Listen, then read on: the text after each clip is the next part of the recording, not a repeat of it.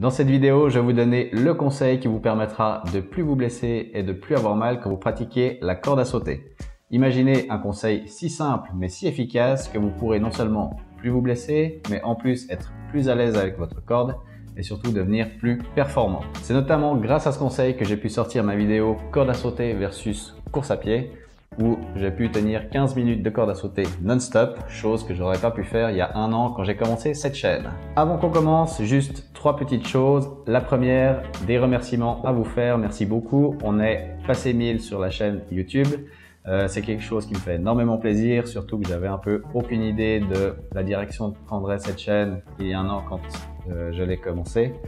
Donc merci beaucoup pour ça, merci pour votre soutien, vous me faites énormément plaisir. Deuxième chose, si vous voulez vous procurer les cordes que j'utilise, à savoir la corde de chez Rush Athletics pour tout ce qui est technique, la corde de chez Crossrope que j'utilise surtout pour ces cordes lourdes, donc pour plutôt travailler en force, ou encore la corde de chez Strength Heart pour tout ce qui est vitesse. Je vous mets les liens en description de la vidéo si vous voulez vous les procurer. Et troisième et dernière chose, je ferai un point à la fin de la vidéo sur ce qui va venir pour la suite de Jumping Nation.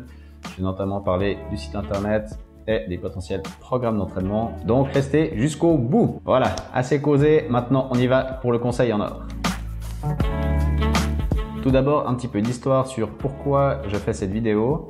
Eh bien parce que en lisant vos commentaires, et oui je les ai tous lus, les choses qui ressortent le plus souvent c'est tout ce qui est en rapport avec les blessures, les douleurs que vous pourriez avoir en sautant la corde, ou encore tout ce qui est question par rapport aux entraînements, à la fréquence des entraînements, etc.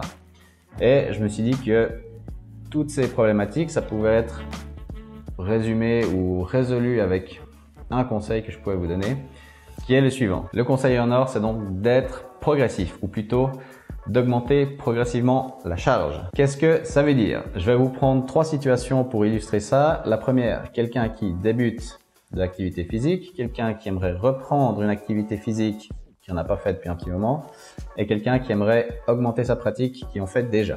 Première situation, quelqu'un qui aimerait débuter l'activité physique et qui n'en a jamais fait avant. Alors, pour cette personne, les entraînements typiquement que je fais sur YouTube, ça sera déjà trop. Même si on peut les faire à un rythme moins intensif, que si on fait que un bloc, il dure que 15 minutes, mais ça sera déjà trop. Donc pour ces personnes, ce que je conseille, c'est typiquement de faire des séances déjà de 30 secondes. Vous faites des intervalles de 30 secondes que vous répétez peut-être 5-6 fois. Et ensuite, stop. Vous regardez déjà le lendemain comment vous vous sentez. Si ça a passé, ok, vous pouvez essayer d'aller un peu plus dans les répétitions. Donc si vous avez par exemple fait 6 fois 30 secondes avec, imaginons, 10-15 secondes de pause entre deux, vous essayez de monter à 8-10. Si ça passe, 1 ou 2 jours après, vous augmentez de nouveau, etc., etc. Le but, c'est que votre corps, il s'habitue gentiment à la nouvelle charge que vous allez lui imposer. Au début, vous aurez sûrement pas mal de douleurs et sûrement pas mal de courbatures parce que vous passez de « je n'ai rien fait pendant tant de semaines, tant d'années » à « hop, d'un coup, j'impose une activité à mon corps ». La corde à sauter, ça va surtout vous faire mal au mollet au début, même pendant vos premiers intervalles. C'est normal, c'est pas grave. Le but au début, par exemple, si on prend une semaine, ce serait d'essayer déjà de le faire 3 fois par semaine. Imaginons vous faites ça lundi, mercredi, vendredi. Comme ça, à chaque fois, vous avez un jour de pause entre deux. Et puis, vous pouvez essayer, entre ces jours déjà, d'augmenter le nombre de séries ou le temps que vous passez à sauter à chaque fois. L'idée, c'est que au fur et à mesure des jours et des semaines, vous arriviez à charger de plus en plus, à faire des séries de plus en plus longues, à ce que votre corps il s'habitue gentiment à cette nouvelle activité et que vous ayez par conséquent de moins en moins de douleurs et de moins en moins de risques de vous blesser. Donc ce que je peux recommander par exemple pour quelqu'un qui aimerait débuter en corde à sauter et qui a rien fait avant, ce serait 3 fois par semaine avec chaque fois un jour de pause entre deux. Des séries pour commencer, par exemple de 6 fois 30 secondes avec 10 à 20 secondes de pause entre deux. Augmenter progressivement sur la semaine, passer de 6 fois à 7 fois. Si ça a bien été, vous passez à 8 fois, etc., etc. Et une fois que vous vous sentez assez à l'aise pour tenir, on va dire, entre 10 et 15 minutes avec votre corde à sauter, sans grosse douleur le lendemain ou peut-être juste quelques courbatures, vous pouvez ensuite passer à mes entraînements que je mets en ligne sur YouTube. et comme ça vous pouvez voir à quoi vous en êtes. Deuxième situation, quelqu'un qui aimerait reprendre l'activité physique et qui n'a rien fait depuis un moment. Ce sera à peu près le même principe, même si vous avez un passé de sportif ou de sportive, que vous avez quand même une certaine base musculaire, d'endurance, etc. Il faudra quand même que votre corps il se réhabitue à votre nouvelle activité, surtout si vous avez jamais fait de corde à sauter et que c'est un sport nouveau pour votre corps. Donc même principe que pour les personnes qui débutent en corde à sauter, simplement vous commencerez avec des séries et répétitions déjà un peu plus hautes et plus longues. Même chose, les muscles que vous n'avez pas utilisés suivant les sports que vous avez fait ou suivant le temps que vous avez passé à rien faire, ils vont se réhabituer à la charge, ils vont faire un petit peu mal au début, c'est normal. Laissez bien un peu de temps de repos entre les séances aussi pour pas directement tomber dans le surentraînement et vous dégoûter aussi par la même occasion. Donc pour quelqu'un qui aimerait reprendre une activité physique, même chose, je conseillerais déjà 3 fois par semaine pour commencer. Si vous avez déjà une bonne base et que vous étiez sportif avant, vous pouvez déjà commencer avec mes entraînements que je mets en ligne sur YouTube.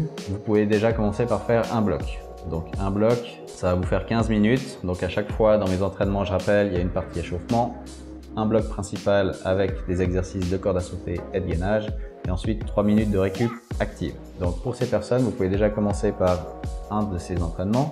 Vous faites le bloc une fois, vous regardez comment ça va. Si ça va bien, vous pouvez déjà répéter ça de nouveau 3 fois par semaine. Et puis la semaine d'après, vous pouvez passer à 2 blocs, voir comment vous vous comportez, etc.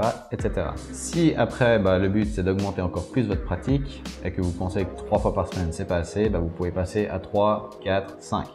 Après, attention à bien respecter aussi le repos entre les séances, surtout si vous reprenez une activité au début.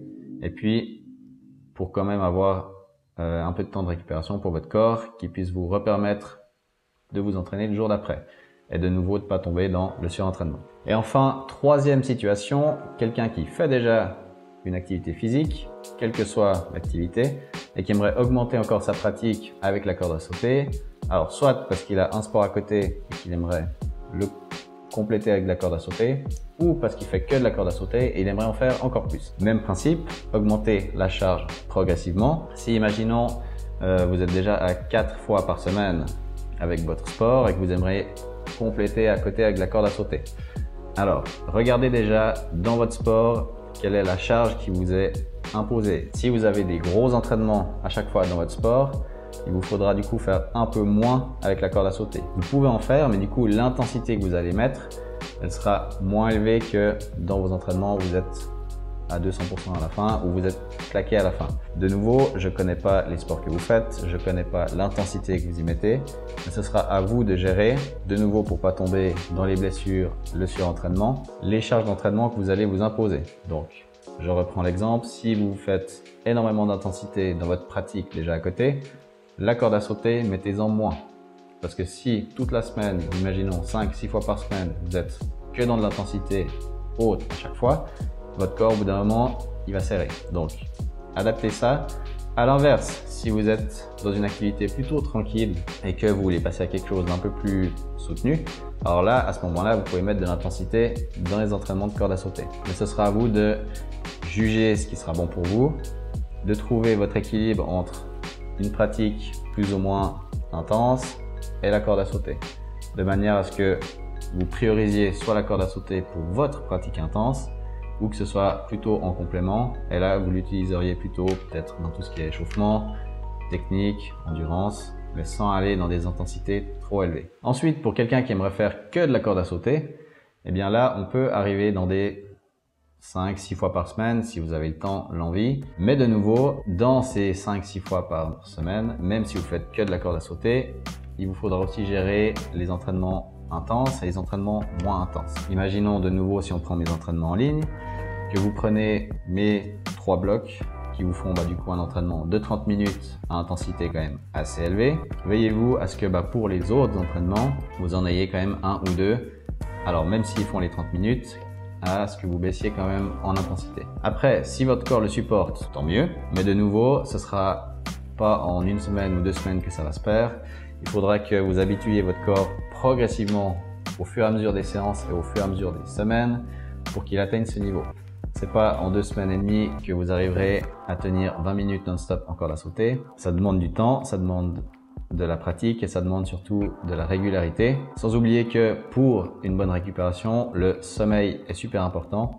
J'ai une vidéo sur le sujet justement, si tu veux aller jeter un coup d'œil. L'alimentation est également importante, donc d'avoir les bons apports pour ta pratique.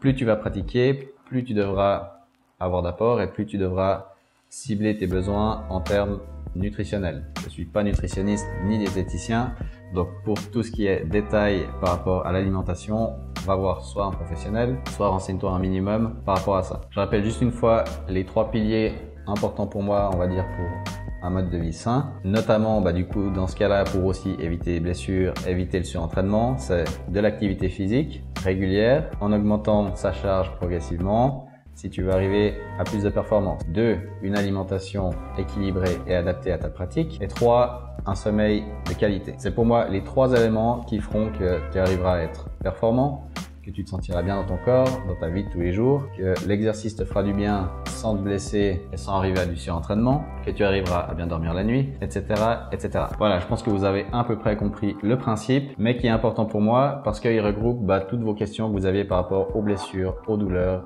et à toutes les questions liées à l'entraînement. Donc, augmentez la charge progressivement, quel que soit votre niveau, que vous soyez débutant, que vous vouliez reprendre une activité ou que vous soyez déjà en plein dans une activité physique. C'est un conseil qui vaut pour tout. Il vous évitera les blessures, les douleurs et les questions liées à l'entraînement. Donc, augmentez progressivement la charge au fur et à mesure des séances, des semaines et des mois. Et c'est comme ça que vous arriverez à de meilleurs résultats, à être plus à l'aise avec votre corde et surtout ne plus vous blesser et plus avoir toutes ces questions liées à votre santé. Est-ce que c'est normal d'avoir ces douleurs, etc. Les douleurs, c'est normal d'en avoir au début. Ce sera soit des courbatures, soit des muscles que vous allez redécouvrir, que vous avez jamais trop utilisé jusqu'à maintenant. Pas de souci. Si ces problèmes durent et que vous avez des douleurs pendant 1-2 semaines et que vous pensez que c'est pas normal, allez voir votre médecin ou un spécialiste et qui pourra beaucoup plus vous renseigner là-dessus. Voilà, on est bientôt au bout de cette vidéo. Merci de l'avoir suivi jusqu'ici. Pour la suite de Jumping Nation, j'ai un programme 3 mois qui est toujours en production. Il faut me laisser le temps de le faire. Le texte est en gros déjà fini, mais il me reste toute la partie vidéo à faire. Ça va me prendre énormément de temps. Donc soyez patient. Vous l'aurez de toute façon avant la fin de l'année, ça quand même. Mais voilà, j'essaie de jongler entre le travail, mon activité ici. Donc soyez patient, ça vient, je suis en train de le produire et puis il sera disponible bientôt. Sinon, vous pouvez toujours suivre la chaîne sur Instagram et sur YouTube. J'essaye d'être le plus productif possible. C'est pas toujours facile, mais j'essaye. Donc voilà, si je suis pas la personne qui publie le plus, ne m'en voulez pas, je fais déjà tout ce que je peux. Cette vidéo est maintenant terminée, j'espère qu'elle vous aura plu. N'hésitez pas à la partager si vous pensez que quelqu'un a besoin de ces conseils ou en bénéficierait. Et puis d'ici là, moi je vous dis merci d'avoir suivi cette vidéo, merci de votre soutien. Et puis à bientôt pour de nouvelles vidéos. Surtout n'oubliez pas, il faut bouger. Allez, ciao!